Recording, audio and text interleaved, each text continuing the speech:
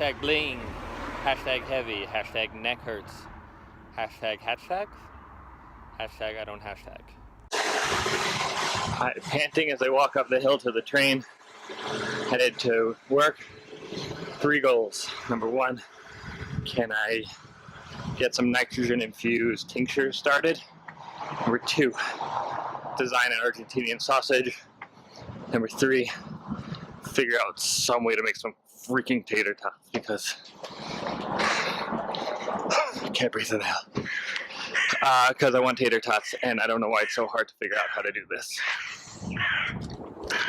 When you walk through the Shuk, you could easily miss these tiny stores that are just surprising, and after going 25 times you just notice them. I thought I would highlight some of the odder stores in the open Shuk.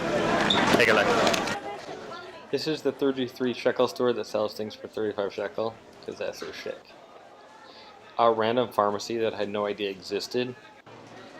A shady shoe store, that guy didn't just buy shoes. The sock guy. You need socks? This is your man. Inexplicable candle lady and cleaning supplies. A random barbershop with 4 dudes waiting outside waiting for a really important thing that's about to happen.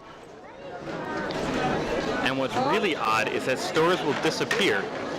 You see a watch store one day and then you can't find it again and you think you're going crazy. The Shuk messes with you.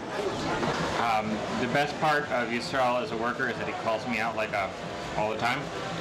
And he asks me, what's more important to me? My experience of creating things here, or the customer's experience of enjoying it. And what he's getting at is that, or what he said he's getting at is that in 6 months, a lot has changed here in making better food, different food, more creative food, but customers still have to wait the same amount of time as the beginning and haven't invested a lot in that. I think it's onto something. Most annoying kind of people is people that call you out and they're right. That's Fire Yisrael. Just chilling with my favorite beer blogger, Doug Greener. Oh, here we are. Doug, say hi. Yeah, sure, I'll say hi to your many fans. Doug came with a kind, fun things to share. This is Jem's new Hanukkah beer called Happy Hanukkah. And we were just going to taste it, drink together, see how it tastes. Thanks for the gift, Doug. Yes. First of all, I have this issue in this store that I can't get anything done. Like, people come and then they talk. And I like talking to people, but I don't get to make stuff. So maybe this comes back to Israel calling me out on am I about the customer, about the creativity. I don't know. But back to business. Let's make some tinctures. So I want to tell you what this is. This is a whipping siphon. So what this is used for generally is to make whipped cream. The way it works is you put nitrous oxide, which are these little capsule thingies, in there, and it pressurizes it. But why is that? Why are we doing that right now? I'm going to be putting in vodka and individual flavors for making the vermouth. We're going to pressurize it. And what that's going to do is it's actually going to force the vodka into the solid, whatever we're using. And when you depressurize it, it's going to immediately leave. And in that entering and exiting, I think it shatters the cell walls and it's going to bring flavor in and out in a really, really rapid way. Okay, in here is our first tincture. Inside of here is 150 grams of vodka and 25 grams of gentian. This is going to be a bittering agent to make the vermouth bitter. This is what you use for making bitters. This is the really scary part. This is nitrous oxide. And then you have to open this up. And when you tighten this white thing on here, it punctures it in here. And I always think it's going to explode in my mouth, in my hands. Not in my mouth. I don't know why it would be in my mouth. So, something about it. Not funny.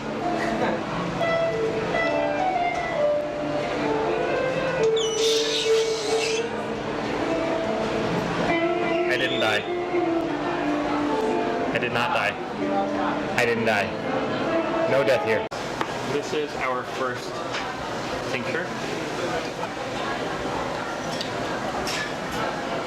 Oh, that's so bitter.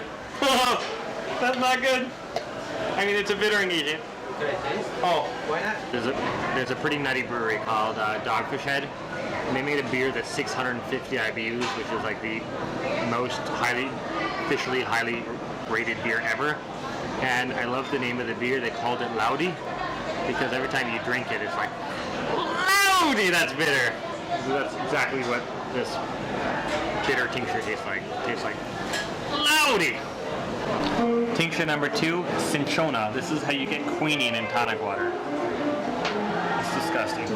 This is cassia powder. It's used for making also bitters, and it smells like literally a rabbit cage. Tincture 3, also for bittering, cassia.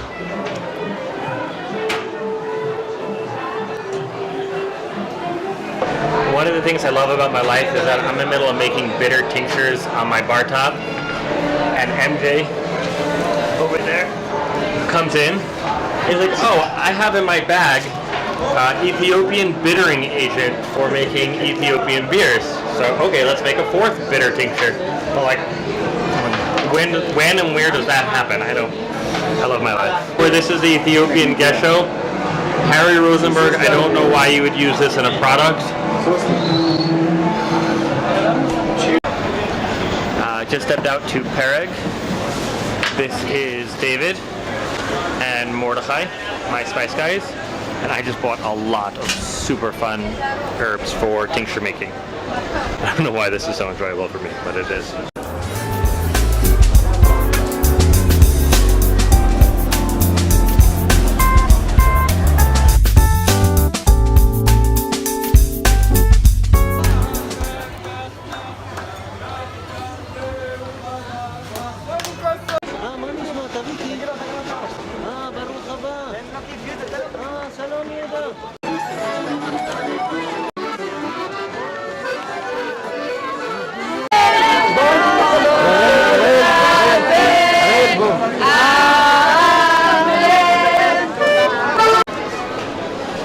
Headed home from the Shuk, another crazy day.